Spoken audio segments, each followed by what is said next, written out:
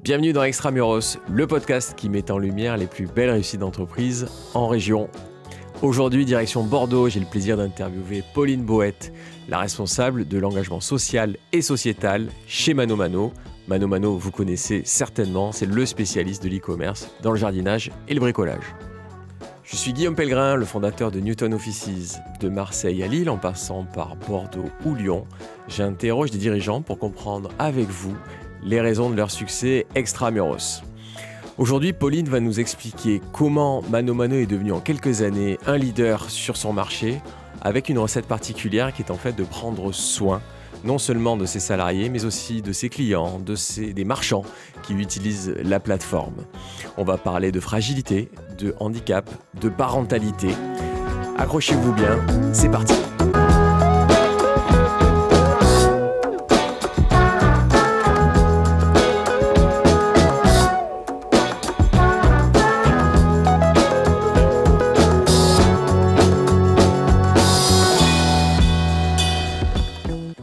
Bienvenue sur Extramuros, Pauline. J'ai le plaisir aujourd'hui d'accueillir Pauline Boët. Alors, je ne vais pas me lancer dans ton titre officiel chez ManoMano. Je vais dire que tu es la responsable des sujets sociétaux au sein de cette belle entreprise. Je suis ravi de t'avoir aujourd'hui sur le podcast Extramuros. Merci Guillaume, je suis très contente d'être là. Est-ce que tu peux commencer par nous expliquer ce que fait ManoMano avant qu'on explore un peu plus loin cette belle aventure? Avec plaisir.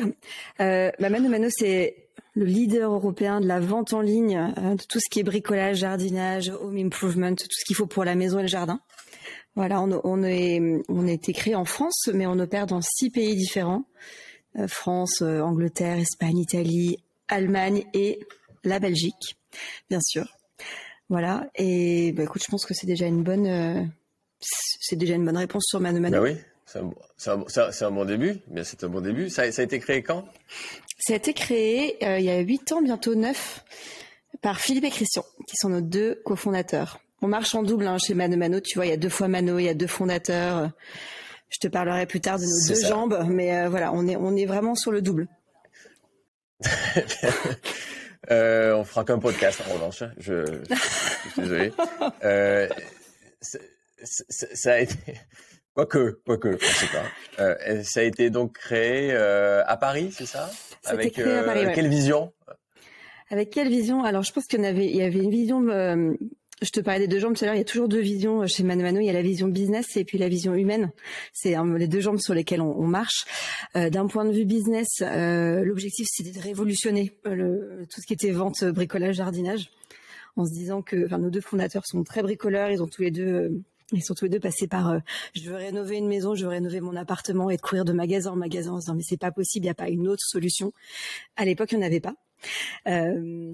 Donc ils se sont dit ok, c'est parti, on y va. Ils ont retroussé leurs manches, ils ont mis les mains dans le cambouis ou dans le plâtre, je sais pas comment on veut le dire. Oui. Donc ça c'est la vision business, révolutionner le bricolage et jardinage. Et puis sur la vision humaine, eux tous les deux ils ont travaillé dans des fonds d'investissement à Londres, à Paris. Ils ont 2 familles assez nombreuses. Et ils se sont rendus compte que c'était pas vraiment compatible l'un et l'autre, et que s'ils voulaient avoir une vie plus épanouie, plus équilibrée, en fait, il fallait qu'ils créent un environnement de travail qui leur corresponde et qui leur ressemble. Et ils sont vraiment partis avec cette ambition. Au début, c'était pas d'être le leader européen de je ne sais quoi, c'était on veut créer une entreprise qui réponde à un besoin sur le marché et qui réponde à notre besoin à nous, humains. Voilà, c'était ces 2 ambitions.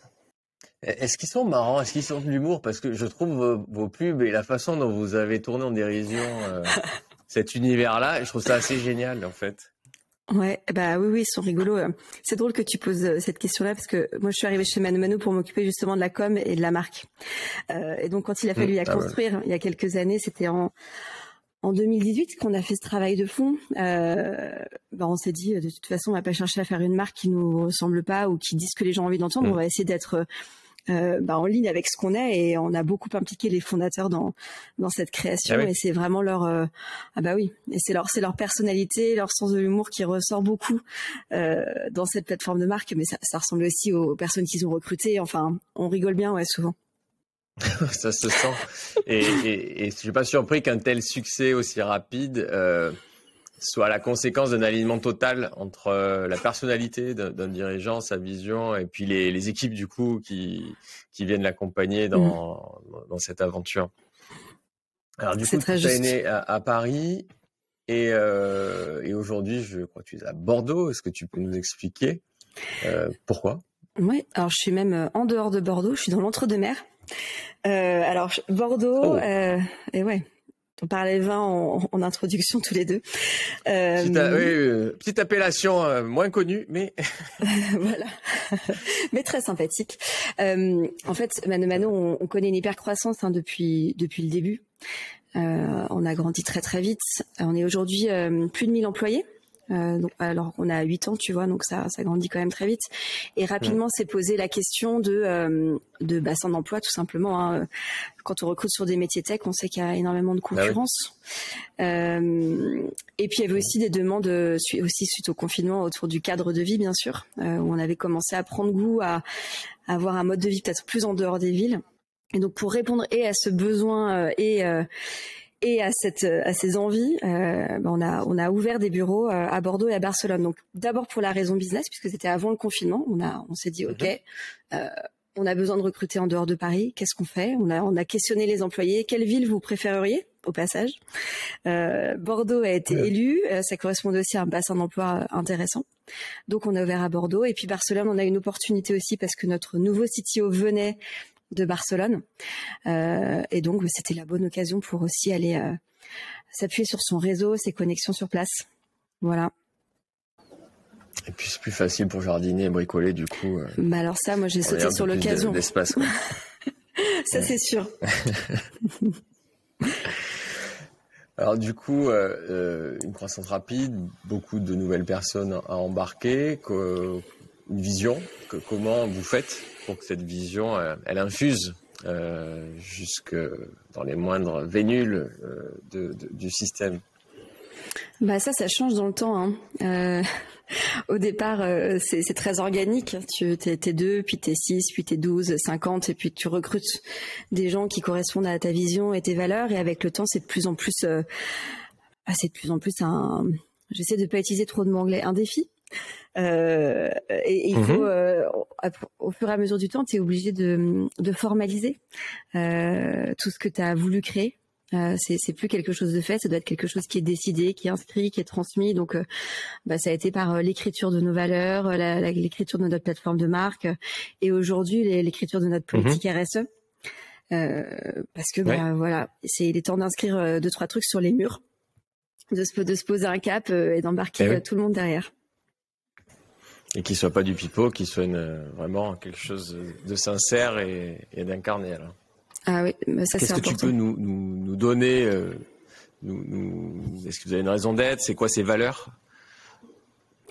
Alors les valeurs, elles sont au nombre de 3 aujourd'hui, qui sont et pas 2.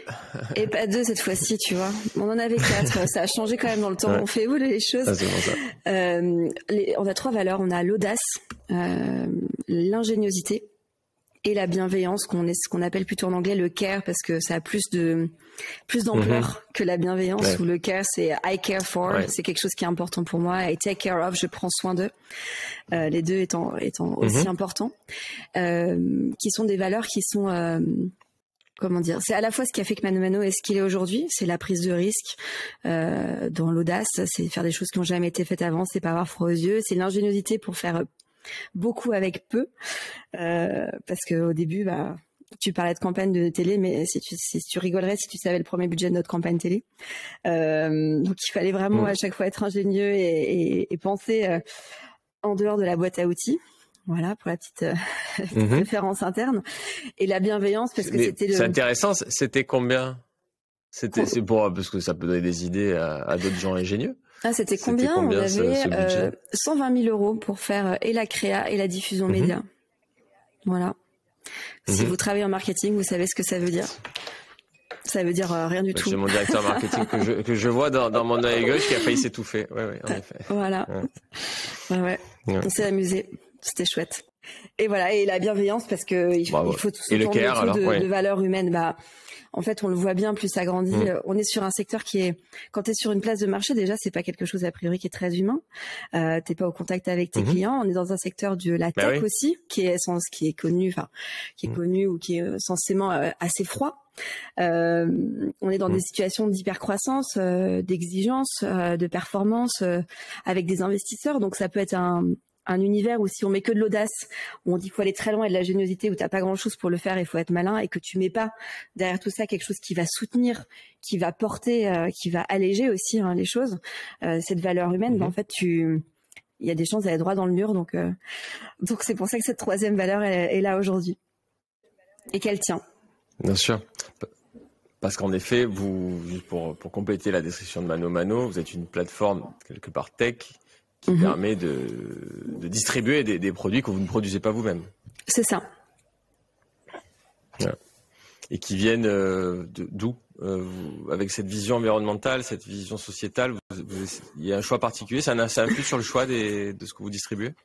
Alors c'est quelque chose, la vision environnementale, elle est récente par rapport à la création de Mano Mano. Ça fait, alors la vision sur la partie RSE, tout ce qui est humain, c'est là depuis le début. Comme je t'en parlais, de fait, de façon organique, etc., qui est de plus en plus expliqué, concentré dans des politiques humaines, dont on aura peut-être l'occasion de parler.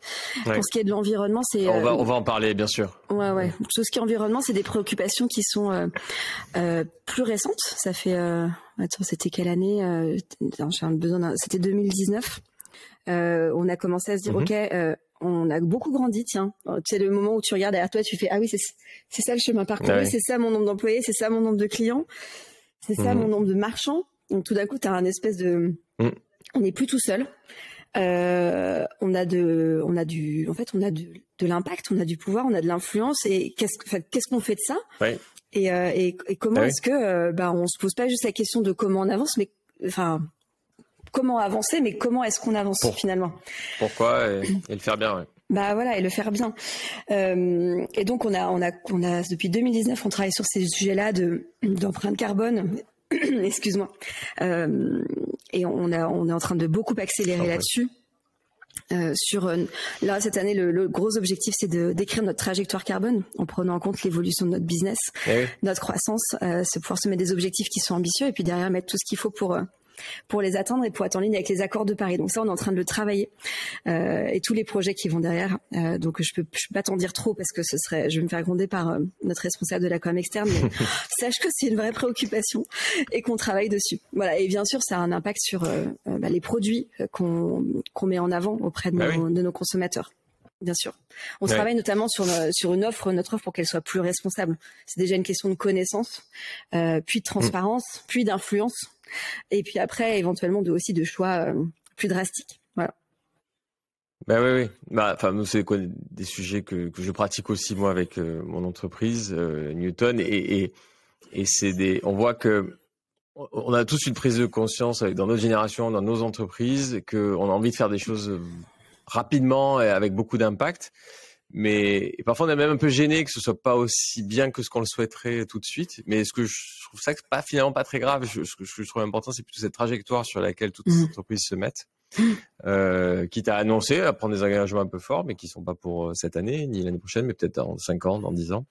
Et pourvu que ce soit sincère, comme les valeurs que tu évoquais tout à l'heure. Donc ça, c'est donc la partie E de l'ESG, d'environnement, du social, de la gouvernance. On va faire un gros focus social sur les gens, c'est ta spécialité. Mais juste pour finir sur ce point-là, donc tu parlais de l'impact que vous avez sur les fournisseurs. Je crois que c'est aussi une de vos marques de fabrique. C'est la relation que vous avez, vous, avec les parties prenantes qui gravitent autour de votre plateforme et qui peut-être explique aussi pourquoi Mano Mano est sorti comme ça, comme en un éclair aux yeux du grand public et pas d'autres plateformes. J'imagine qu'il y en avait d'autres. En fait, il y a d'autres plateformes, mais qui étaient des plateformes qui sont beaucoup moins spécialistes. Donc, qui vendent. On peut parler d'Amazon, tout le monde le connaît, c'est pas leur faire de la pub. Sur Amazon, on peut trouver des choses similaires chez Mano Mano, mais par contre, il y a énormément de marchands. Et donc ils ont pas souvent ce qu'on entend, c'est que bon bah voilà, ils sont pas le même accueil, la même façon d'être considérés ou traités quand ils sont chez Mano Mano. Et je pense que c'est ce qui a fait notre force au début. Quand tu ouvres une place de marché, que tu es appuyé, adossé sur personne, on n'est pas né sur une envie d'adéco par exemple. Là, on est juste, on est un peu sorti de terre. T'as pas grand chose à proposer à part la relation que tu vas créer avec les gens que tu démarches, avec qui tu vas travailler. Nous, ce qu'on avait à proposer, c'est bah voilà, on est nouveau, on n'a pas encore de clients, on n'a pas de trafic, tu vas pas faire de vente tout de suite, mais par contre, on va prendre soin de toi, on va te chouchouter, on va t'aider à grandir et on va probablement grandir ensemble. Et c'est ce qui s'est passé. Et on a des clients depuis le début qui sont toujours avec nous, enfin des marchands, hein, des partenaires qui sont avec nous depuis le début et qui ont effectivement vécu une croissance qui est similaire à la nôtre. Alors après, c'est comme pour le reste, avec l'hypercroissance, bah, ça amène plus de challenges, plus de difficultés à être autant dans la dentelle et la relation qu'on peut l'être au début, mais c'est quelque chose qui nous tient énormément à cœur. Énormément aussi au cœur d'un de nos deux fondateurs, Christian, qui était le premier à décrocher son téléphone et appeler tous les marchands pour les faire venir sur la plateforme. C'est quelque chose qui va rester au cœur de nos préoccupations, c'est certain. Bon, mais ça nous amène naturellement au S de l'ESG, donc le social, le sociétal. Et comme ça, tu peux en prendre plus. Du coup, c'est toi, du coup, qui fait partie des piliers de cette entreprise et qui en a la responsabilité. C'est quoi ton quotidien? Quels sont les challenges les challenges, les défis que tu as sur cette thématique? Alors déjà, mon quotidien, il est très plaisant. Je me le dis souvent parce qu'il y a beaucoup de sujets, on veut faire beaucoup de choses et donc ça fait une bonne liste de choses à faire, mais tous les sujets sont super, donc j'ai beaucoup de plaisir déjà dans mon quotidien. Ça, je tiens quand même à commencer par ça. Et du coup, j'ai oublié le deuxième partie de ta question au passage. C'était quoi mon quotidien? Comment toi tu pilotes les sujets, les sujets sociaux, sociétaux au sein du groupe? Ouais. Alors comment je les pilote? C'est assez simple. Déjà, c'est comme je te l'ai dit, ces valeurs humaines et cette vision, elle est là depuis très longtemps. Donc, c'est pas que des choses que je vais sortir de mon cerveau. C'est vraiment faire émerger des envies ou des choses qui sont déjà existantes. Beaucoup des projets qui sont en cours ou qui ont été lancés, initiés ou qui vivent depuis un moment, c'est des projets qui sont nés souvent de façon organique au sein des équipes ou qui sont nés de demandes directes et spontanées des fondateurs autour de choses qui leur tiennent à cœur. Je te donne 2 exemples. Par exemple, Christian, lui, il a 3 filles. Et donc, le sujet de la place de la femme dans la société et au travail, c'est quelque chose qui lui tient particulièrement à cœur, sur lequel il est particulièrement sponsor. Et Philippe, lui, par exemple, il a une très grande sensibilité autour de l'accueil de la fragilité. Donc, c'est des sujets sur lesquels, directement, ils vont avoir envie que l'entreprise fasse quelque chose, soit en avant-garde sur ces sujets-là, tu vois. Donc, il y a des choses qui viennent des équipes, il y a des choses qui viennent des fondateurs, et moi, mon rôle, c'est d'essayer de faire émerger les sujets les plus forts et les plus urgents, et de les faire vivre. Et la façon dont je les fais vivre en interne, c'est que je m'appuie sur des réseaux d'employés qui sont motivés et qui ont envie de porter les sujets avec moi. Parce qu'en fait, si je te fais un éventail rapide de tous les sujets qu'on adresse, tu vas te dire comment tu fais, tu as 15 personnes dans l'équipe. En fait, j'ai personne dans l'équipe pour le moment. Donc, quand on travaille sur la place des femmes au sein de Mano Mano, quand on travaille sur des programmes de réinsertion, des programmes d'alternance particuliers aussi, quand on travaille sur la santé mentale au travail, des politiques de parentalité, la solidarité, les façons de travailler, dont on avait parlé la dernière fois, hein, tout ce qui est ways of working. Oui. En fait, ça fait beaucoup de sujets, et ça fait beaucoup de gens impliqués, et ça ne marche seulement si l'entreprise derrière elle suit. Et les entreprises, pas les murs, mais les gens, en fait. Et donc ça suit. J'ai de la chance. Moi, ça m'intéresse d'aller plus loin.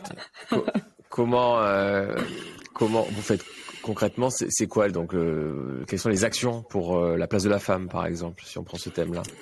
Très bien. Pour inspirer les autres entreprises. Ah bah oui, il y en a. Quelles sont les bonnes idées qu'on pourrait mettre en place ailleurs aussi? Il y a beaucoup de choses qui sont mises en place sur ce sujet-là. Déjà, Alors, on a créé une communauté qui s'appelle The Ladder pour le petit clin d'œil. Mano Mano au départ s'appelait Mon échelle. Ladder en anglais c'est l'échelle, mais aussi voilà pour l'idée où on va monter ensemble vers quelque chose, et puis aussi le petit clin d'œil où en anglais lad c'est le mec, et her tu fais ladder, c'est l'homme et la femme. Enfin il y a le côté plus inclusif, si tu veux, de se dire c'est pas que par les femmes pour les femmes, mais c'est pour tout le monde, mais autour d'une cause commune. Et avec cette communauté, on a des conférences qui sont organisées tous les trimestres pour inspirer sur ces sujets, pour éduquer, parce que souvent on se pose la question pourquoi est-ce que c'est encore un sujet, la place de la femme au travail, ça va, on est en 2022. Bah non, en fait, il y a quand même plein de choses à faire. Donc, on va vous expliquer pourquoi, puis on va vous donner les outils, puis on va vous inspirer. On fait des sessions networking. On a créé un programme de mentorat pour les femmes en interne. Tout nouvellement, un programme d'empouvoirment de 40 jours aussi pour toutes les femmes de l'entreprise cette fois-ci. Le mentoring, c'est on commence en petit comité. Ce qui est un programme en 40 jours basé sur une session d'inspiration. Ça, si vous connaissez pas, je vous conseille de regarder I Am Remarkable. C'est une initiative de chez Google autour de l'inspiration sur l'autopromotion d'une façon positive pour être mis en valeur, pour se donner de la visibilité, et puis derrière des outils pour pouvoir vraiment le faire avec des challenges au quotidien. Le learning by doing, comme on l'appelle sur 50, qui est une plateforme très intéressante autour de piliers sur augmenter sa visibilité, son impact, sur trouver un équilibre dans sa vie pro et vie perso, et gérer sa charge de travail, et puis aussi générer de la solidarité autour de ce sujet-là en interne. Donc voilà, il y a un programme d'empouvoirment en cours. Sinon, on est très attentif à l'équilibre dans les équipes. Donc on suit un peu la représentation dans les équipes, en étant particulièrement attentif sur celles où on a plus de mal à recruter des femmes.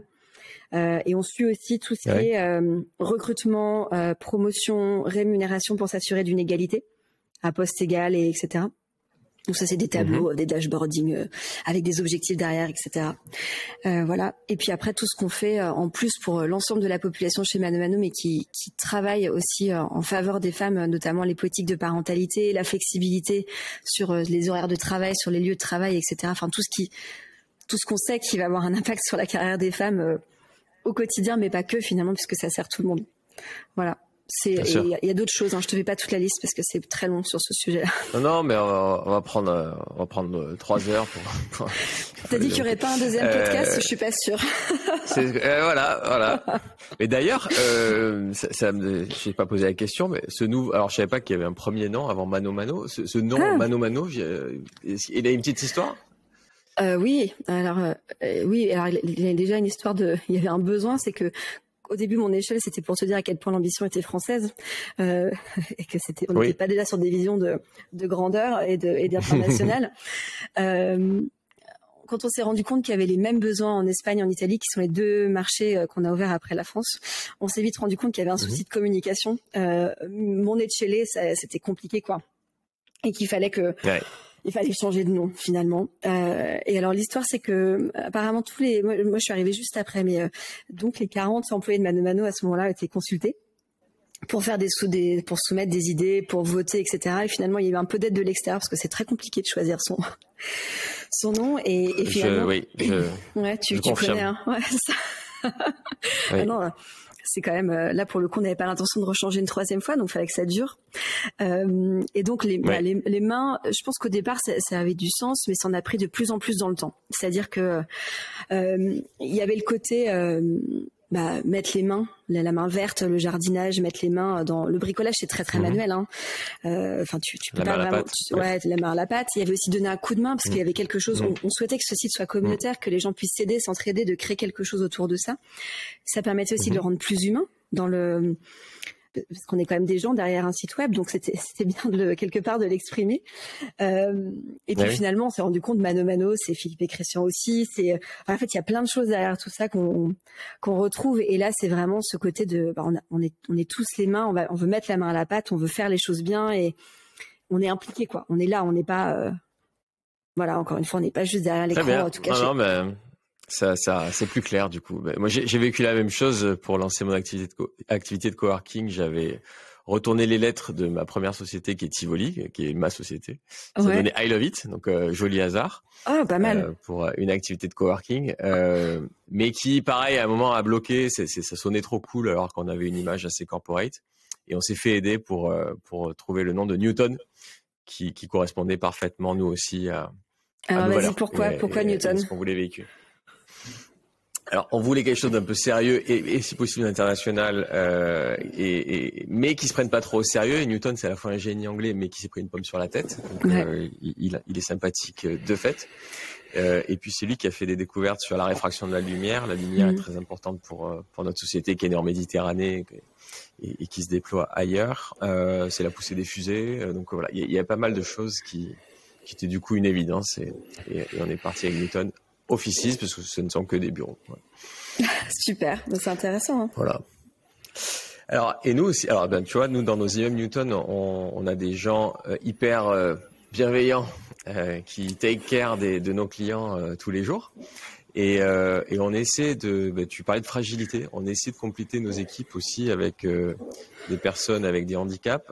On a du mal à trouver depuis plusieurs mois. Comment vous faites, vous, pour...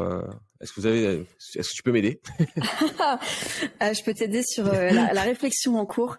Nous, la fragilité, on l'a pas abordé tout de suite et uniquement sous le côté handicap. Donc, je dis rapidement, nous, notre approche globale, mais après, on peut parler handicap parce que c'est un sujet qui me passionne en ce moment, sur lequel je me renseigne beaucoup. La fragilité, nous, on l'a vu déjà de deux façons en se disant attention parce que si on commence à dire on fait l'accueil de fragilité dans l'entreprise, on va vite fait se regarder comme des gens qui sont meilleurs que les autres. En mode il y a des gens fragiles à l'extérieur, faisons-les venir à l'intérieur. Alors qu'en fait on est tous fragiles. Enfin, on a tous des moments de fragilité, on a tous des fragilités et c'est important de se le dire avant même de se dire qu'est-ce qu'on peut faire pour les autres qui sont fragiles. Donc dans un premier temps, on a ouvert tout un sujet autour de la santé mentale au travail. Et on a mis en place un partenariat avec Mocacar pour proposer des solutions de care de la santé mentale pour nos employés.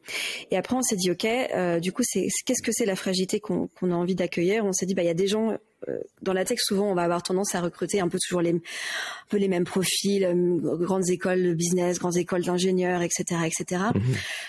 Mais en fait, déjà en faisant ça, on se coupe de beaucoup de richesses humaines. Et puis on se coupe de pertinence par rapport à nos clients, parce que, enfin, je veux dire, nos clients ils sont bien plus variés que les gens dans nos bureaux. Et puis surtout, on se coupe de notre rôle social parce que l'entreprise n'est pas là juste pour s'auto-porter et s'auto-congratuler, mais aussi pour accueillir, pour être un lieu peut-être d'accueil, de support et d'envol pour des personnes qui n'ont pas eu les mêmes la même carrière, pas la même vie, pas la même carrière. Et donc on est plutôt allé, on s'est intéressé aux personnes qui avaient des personnes de vie un peu compliquées, qui avaient eu des accidents de parcours, ou même des parcours migratoires ou des choses comme ça. Et on a commencé à travailler l'année dernière avec différentes associations et on a accueilli des profils de ces associations au sein des équipes à travers une structure, un process très à la mano pour le coup qu'on est en train de repenser pour plus d'échelle et plus d'impact justement, mais plus dans ce sens-là de ok, on va enrichir les équipes d'une personne qui n'aura pas forcément les compétences dans l'équipe mais qui va apporter une vision différente, qui va nous faire changer de perspective aussi, de façon de travailler. Donc ça, c'est plus globalement sur ce sujet-là chez nous. Et sur la partie du handicap, j'ai eu des conversations très intéressantes avec des acteurs différents sur le marché. Tu as probablement eu ces différentes personnes au téléphone aussi ou ces différents organismes. Celle qui m'a paru la plus intéressante récemment, c'était quelqu'un qui m'a rappelé que, en fait, le handicap, c'est 30% de la population active. De façon ponctuelle ou permanente, mais c'est 30% de la population active. Donc chercher 6%, finalement c'est rien du tout. Mais surtout, le point de vue, c'était de se dire, l'idée c'est pas d'aller chercher à l'extérieur, mais c'est de se dire, parmi tes équipes, il y a 30% des gens, a priori, qui sont en situation de handicap. Sauf que tu le sais pas. Ouais. Donc, tu n'as pas les moyens forcément pour les aider. Donc, les managers sont parfois démunis face à des situations qu'ils savent pas gérer. Donc, les personnes qui sont dans cette situation n'osent pas forcément demander ce dont elles ont besoin, etc., etc. Et qu'en fait, nous, le parti pris qu'on est en train de poser, c'est de se dire, on va pas aller essayer de chercher à recruter à tout prix des personnes à l'extérieur en se mettant sur des job boards et tout, mais plus de se dire ok, il faut qu'on développe une culture a priori encore plus de confiance, peut-être créer des cellules d'écoute, de confidentialité pour que les personnes aujourd'hui qui sont en situation de handicap chez nous puissent dire en fait moi je vis ça et j'aurais besoin de peut-être du matériel ou peut-être une flexibilité plus grande dans mes horaires ou peut-être une révision de temps en temps de mes objectifs parce que je ne peux pas les atteindre pour telle et telle raison, etc. Donc nous c'est un peu le changement qu'on est d'état d'esprit qu'on est en train d'opérer, tu vois. Je sais pas si ça te parle.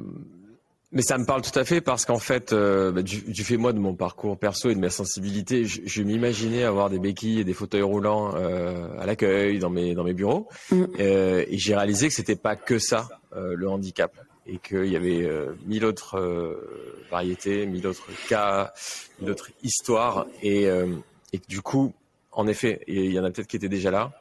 Et que ça peut être d'un accident de la vie, ça peut être un parcours. Moi, récemment, on a parlé de réfugiés qui ont des papiers, qui ont des talents, qui ont des savoir-faire, et comment est-ce qu'aussi on sait les intégrer avec une problématique d'actualité qui est l'Ukraine en plus. Mais au-delà de ça, ça permet de voir que c'est pas uniquement j'ai eu un problème physique un jour dans ma vie et donc je cherche du taf. Non, c'est sûr.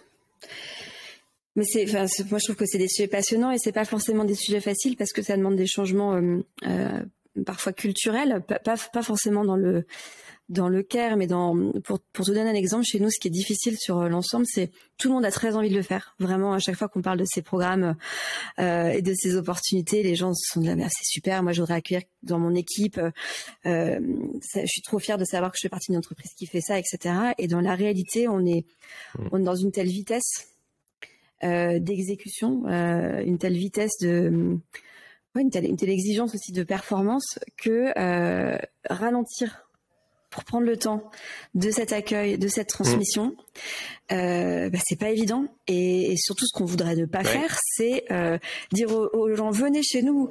Et puis en fait, ils vont être écrasés par la pression du décollage de la fusée. 5G dans la tête tout de suite. Oui. Et c'est ça. Et c'est la vraie difficulté. Oui, je crois qu'il y a un accompagnement aussi de ceux qui sont déjà là et qui se disent tiens, tout le monde me demande d'aller toujours aussi vite, mais il va falloir que je prenne du temps pour embarquer quelqu'un d'autre. Déjà embarquer un nouveau dans l'absolu, ça pose toujours des questions, mais dans ces cas-là, en effet, ça doit être bien expliqué et bien accompagné. Et nous, les nouveaux, on en accueille, 50 toutes les 2 semaines, donc j'exagère à peine. J'ai fait une session d'onboarding ce matin, j'avais 60 personnes, donc voilà. Bravo. J'ai dit 2 fois. Ça y est, c'est bon, t'es dans l'ambiance. Je peux venir vous voir, c'est bon. Sur la parentalité, tu peux nous donner aussi quelques bons conseils? Ouais. Alors ça, tu vois, c'est encore une initiative qui est née. C'est quelques mamans qui ont un moment qui se sont dit, au début il n'y avait pas beaucoup de parents, hein. Quand j'ai rejoint Mano en 2016, j'avais 30 ans et j'étais la 4e plus âgée des personnes qui étaient présentes. Ça te donne un peu une petite idée. Ah oui, c'est dire. Oui. C'est dire.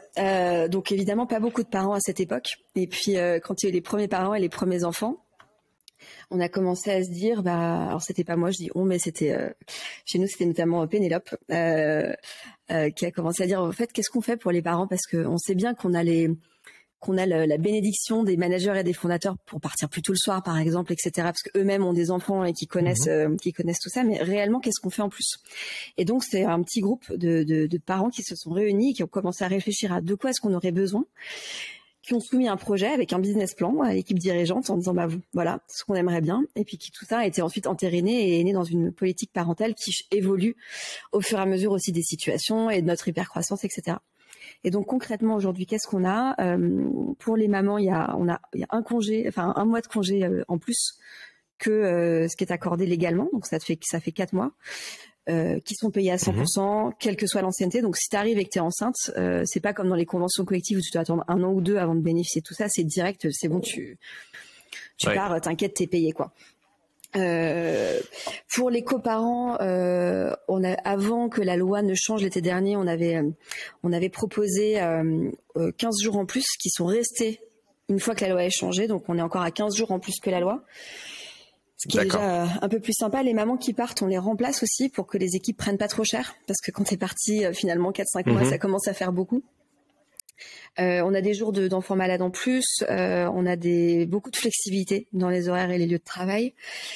On vient de signer le Parental Challenge qui nous a proposé 2 choses assez intéressantes aussi qu'on a rajoutées. Alors, beaucoup autour de l'adoption. C'est pas faire le plus d'enfants. Non, c'est pas celui-ci. Bon, ça va, c'est pas celui-là. Mais ceci dit, 30% maintenant de notre population est parents, donc ça commence à faire un sacré nombre d'enfants aux arbres de Noël, je peux te le dire. Mais en tout cas, on a essayé de prendre plus en compte de façon inclusive pour les parents adoptants, aussi dans des cas de PMA, même de GPA, on a fait évoluer notre politique. Et là récemment, on a rajouté aussi, il y a des cas qui sont très courants, très concrets, très difficiles à vivre, notamment les fausses couches. Aujourd'hui, on propose 3 jours de congés payés dans ces cas-là pour la femme qui la vit, mais aussi pour le conjoint, pour pouvoir être auprès de sa conjointe au moment où ils le vivent. Donc c'est des petites choses comme ça qui mises bout à bout font beaucoup et sont au fur et à mesure mises à jour au fur et à mesure des besoins, des demandes et des situations qui sont vécues dans l'entreprise. Vous êtes allé jusqu'à la GPA du coup. C'est pas des petites choses. Du coup. Non, c'est pas des petites choses. Alors ça, c'est quelque chose qu'on a vécu parce qu'on a eu un cas en interne et que la question nous a été posée. Et c'est pas évident parce que c'est des questions qui sont hors cadre légal et donc il faut se dire ok, quel est le parti pris, qu'est-ce qu'on fait, qu'est-ce qu'on propose. Nous, on s'est dit bon on va prendre. Enfin, il y a un enfant qui arrive, il faut que ses parents soient là. Et à la fois, on pouvait pas aller jusqu'à étendre comme des congés maternité parce qu'il fallait aussi une équité avec d'autres parents dans l'entreprise. Et donc la décision qu'on a prise, c'était de proposer les mêmes congés que pour des parents adoptants. Voilà, donc on s'est dit le point d'accroche qui nous paraît le plus fair, c'est celui-ci et donc on l'a mis en place. Et je pense que on a besoin de faire évoluer au fur et à mesure des choses qui nous sont proposées aussi et demandées pour pour le bien-être des familles qui font partie du cercle de Mano Mano qui sont nos employés. Ah ouais, bravo. Je conseille l'écoute d'un autre podcast, un autre épisode avec Laurent de la Clergerie sur la semaine de 4 jours à 32 heures où il y a aussi un témoignage assez fort sur le bien-être au travail. Je recommande. Petite page de pub. Donc là, on a parlé d'environnement, on a parlé de social, de sociétal. Souvent, donc dans l'ESG, il manque le G, la gouvernance. Comment ça fonctionne chez Mano Mano, ce sujet-là? Alors, ce sujet-là, et la gouvernance, elle est évolutive, tout comme notre organisation et nos ambitions. Donc aujourd'hui, c'est un sujet. Donc on a une équipe avec des personnes qui sont dédiées à plein temps sur les sujets maintenant, mais à travers les différentes équipes et différentes expertises. Je crois qu'on est à peu près 12 aujourd'hui. Et c'est beaucoup. Il y a en début 2020, j'étais la seule employée full-time dessus. Donc en 1 an et demi, on est passé de 1 à 12. À travers les équipes, il y a... c'est un peu particulier. Nous, c'est né des équipes people chez nous qui sont pas seulement RH, mais aussi tout ce qui est culture et responsabilité. Qui reportent au DRH. Enfin, un DRH qui est Chief People Officer plus que DRH d'ailleurs, qui s'appelle Christophe Berny. Et aujourd'hui à notre VP Culture et Responsabilité. Donc dans cette équipe, on est 2. Dans la partie responsabilité, ma collègue Lucie qui, elle, pilote ou coordonne les projets environnementaux qui sont au sein des équipes, parce que tout ce qui est offre responsable, c'est du côté des équipes catalogue, tout ce qui est green IT, c'est du côté de la tech, tout ce qui est logistique, évidemment, c'est dans la logistique, enfin. Tu vois l'idée. Donc elle coordonne tout ça depuis les équipes people. Moi, je m'occupe de la partie sociale et sociétale en m'appuyant sur et les équipes RH et toutes les équipes de Mano Mano. On a des comités Mano Impact qui sont mensuels ou bimensuels selon les besoins, où on présente aux fondateurs et à l'équipe dirigeante les projets, l'avancement, et on fait avancer certains points qui sont bloquants. Et on en parle aussi à nos investisseurs lors des boards, parce que c'est des sujets évidemment qui sont importants. Et voilà, on avance de cette façon-là avec et aussi un point intéressant à dire, c'est que récemment on a rajouté en fait dans Alors, chez Mano Mano, on fonctionne où tous les ans, on écrit notre vision, les objectifs et les ressources nécessaires par équipe pour s'aligner avant l'année précédente. Donc, on dit tous, voilà, moi, je veux faire ça, je vais le faire de cette façon et j'ai besoin de ça pour le faire. Toutes les équipes font cet exercice et maintenant, dans ces documents qui sont faits par tout le monde et qui sont présentés aux fondateurs à la fin, c'est chaque équipe doit mettre, il y a un sujet sur responsibility, comment je vais faire tout ça de façon responsable. Et donc maintenant, c'est plus seulement l'affaire de ces 12 personnes, les fondateurs et l'IT, mais l'ensemble des équipes de chez Mano Mano qui doit avoir une certaine... pardon, j'ai pas trouvé le mot en français. Accountability, tu mets sur cette traduction? Oui, ils en sont responsables et ils doivent rendre des comptes. Voilà. Rendre des comptes, ça fait un peu violent, mais voilà, en fait, c'est aussi mon sujet, ça me concerne aussi, même si je ne fais pas le métier. Voilà. Je sais pas si ça répond à ta question. Oui, et puis c'est intéressant aussi de savoir, si tu peux en dire plus, comment, autour de ces 2 fondateurs, c'est organisé pour que, je suis toujours fasciné par des croissances aussi rapides et de tels succès. Comment ça s'organise autour des fondateurs? Tu veux dire sur ce sujet RSE ou plus globalement? Non, plus globalement. Oui. Ils se sont organisés. Alors, je pense qu'ils se sont vraiment. C'est 2 personnes qui se complètent énormément. Je vais pas dire tic et toc parce que mais c'est vraiment. Ils sont très différents, très complémentaires. Et pareil, je pense dans leurs appétences et leurs compétences. Et donc, le business, il est un peu divisé en 2. Chacun a son territoire, mais alors par contre ils travaillent beaucoup ensemble, c'est-à-dire que par exemple quand ils sont au bureau ils sont toujours assis côte à côte, ils prennent les vacances en même temps, etc. pour pas qu'il y ait pour qu'ils soient vraiment toujours ensemble sur les prises de décision et tout. Christian lui s'occupe de tout ce qui est opération, sales, finance, légal. Est-ce que j'oublie quelque chose? Donc dedans tu as aussi le customer service et toutes ces choses-là, donc initialement très la relation avec les marchands et la qualité avec les clients. Et puis après toute la partie plus de back office, voilà, finance légale. Philippe, il est sur la partie tech, marketing et humaine. Voilà. Donc Très bien. Ils se sont divisés. Et tu parlais des actionnaires. Est-ce qu'on peut en citer ou pas? Qu'est-ce qui a financé cette croissance? Alors, est-ce qu'on peut en citer? J'imagine que oui, mais alors est-ce que je me souviens des noms là comme ça? Je suis enceinte en ce moment, donc j'ai un cerveau à trous. Mais... non, mais faut le dire. Mais c'est accompagné par la politique de Mano Mano. C'est pas grave. Mais en tout cas, ils sont plus les seuls au capital et cette croissance a été financée par d'autres opérateurs financiers, des fonds et des. Bien sûr. Avec un objectif en fait de prendre le marché le plus vite possible et donc de financer forcément cette croissance, de pas attendre la rentabilité pour avancer, pour pouvoir vraiment y aller quoi et prendre cette part de marché, ce marché digital, home improvement et DIY. Bien sûr. Et du coup, vos équipes sont Barcelone, Bordeaux, Paris, mais vous en avez aussi ailleurs en France ou en Europe que vous qui jouent avec vous? Oui, bien sûr. Quand on parlait de façon de travailler, d'aussi se poser les questions vraiment pas seulement autour de nous, ce qu'on a envie de faire, mais de quoi ont besoin les gens. On a changé de politique, de remote et même de localisation pour aller plus loin. C'était très important au départ pour les fondateurs de voir tous les gens au bureau. Pas du tout pour le côté je veux vérifier ce que tu fais, mais jusqu'à ce qu'on soit au moins 250-300 personnes, ils connaissaient le prénom de chaque personne dans l'entreprise et tous les matins ils faisaient le tour des bureaux et serraient la main. Enfin, il y a quelque chose de physique qui était hyper important. Jusqu'à 11h. Ouais, ça prenait un petit peu de temps, non, c'est vrai, hein. Mais c'était très important pour eux. Et au fur et à mesure, on a rajouté un jour de possibilité de télétravail, puis un deuxième jour. Et quand le confinement est arrivé, bon, on était déjà un peu habitués du coup à des modes de travail en remote, mais ça restait quand même, tu vois, c'est 1 ou 2 jours. On est passé tous en full remote. Donc ça a fait un petit changement un petit choc, hein, comme pour tout le monde. Et puis en fait, on s'est rendu compte que ça fonctionnait, mais aussi les personnes qui travaillaient se sont rendues compte que, en fait, on est bien à travailler un peu en dehors de Paris. Ça pourrait être chouette de le faire de façon plus pérenne. Et donc on a revu on a commencé à travailler là-dessus il y a 1 an sur en fait qu'est-ce qu'on va proposer aux gens, parce que si tu proposes du full remote, c'est une certaine chose. Si tu proposes pas du tout de remote, c'est encore autre chose. Mais tout le monde n'a pas besoin de la même chose. Et on voulait pas être autoritaire et décider, OK, ce sera 2,5 ou 3 ou 4 pour tout le monde. On s'est dit, ce qu'on veut, c'est une politique qui soit employee-centric où chacun va pouvoir décider. Et donc, c'est ce qu'on a mis en place. Aujourd'hui, chez Mano Mano, chaque personne décide de son jour de remote par semaine, de 0 à 5.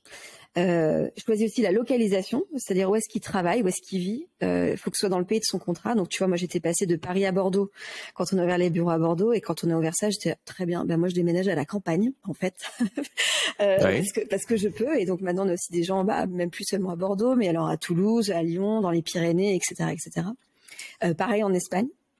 Et en se disant, on a quand même un enjeu de communauté. On veut que les gens continuent à se voir, continuent à collaborer, se voir en physique. Donc, quand tu choisis du full remote ou du quasi full remote, il y a quand même des rendez-vous obligatoires qui sont donnés.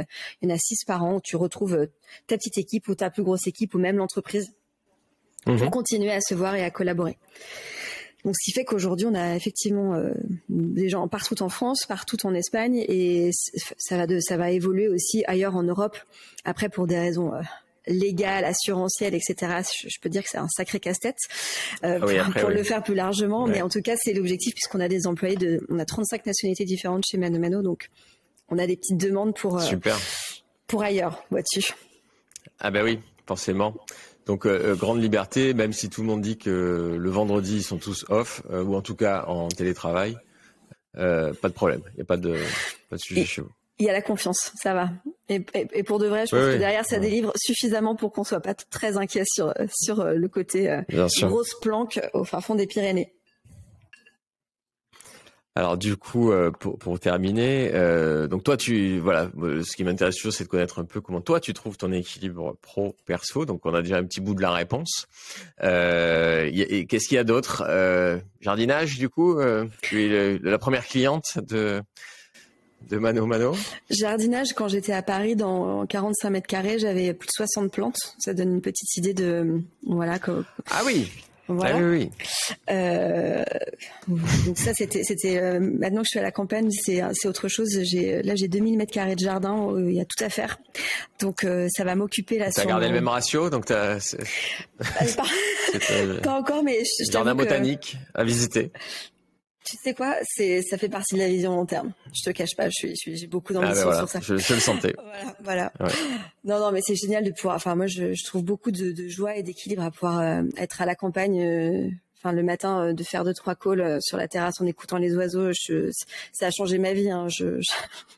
Voilà, il y a beaucoup d'équilibre là, et aussi entre temps, moi, j'ai une famille, donc c'est le genre de choses qui devient importante au bout d'un moment, et qui aussi permet d'avoir un équilibre qui s'équilibre, j'ai envie de dire, parce que finalement, quand j'ai beaucoup travaillé, beaucoup d'horaires, des grosses boîtes avant Mano Mano, des agences, etc. Et après, il y a d'autres priorités qui viennent faire en sorte que des choses se rééquilibrent aussi un petit peu. Voilà. Bien sûr. Et tu es dans la région peut-être la plus iconique pour le vin, les grands crus, le classement de 1850. C'est aussi quelque chose qui, je crois, ne te laisse pas insensible. Ouais. Non. Alors moi, je suis de la Vallée de la Loire. Je suis dans la Vallée de la Loire, donc a priori, tu vois, on est plus. C'est méconnu en termes de grand vin. Très méconnu. Méconnu, mais un tel rapport qualité-prix. Pas reconnu à sa juste valeur. Ouais, c'est ça. Ben oui.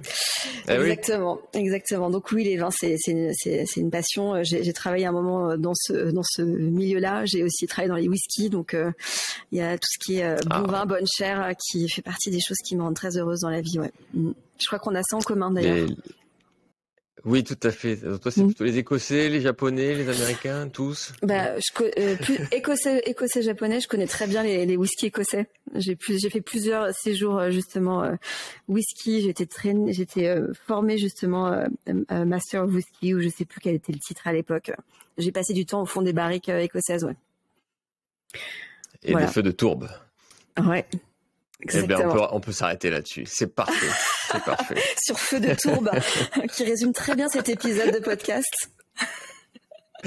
On aura finalement parlé que de bien-être. Voilà, c'est ça. Merci beaucoup, Pauline. Merci, Guillaume, pour ton accueil et tes questions. Et du coup, à très bientôt pour le deuxième épisode. Pour le deuxième épisode, le deuxième Mano. Avec plaisir. Qui sera sur le jardinage. Merci Pauline, au revoir. Merci Guillaume, au revoir. C'est bon? C'est bon?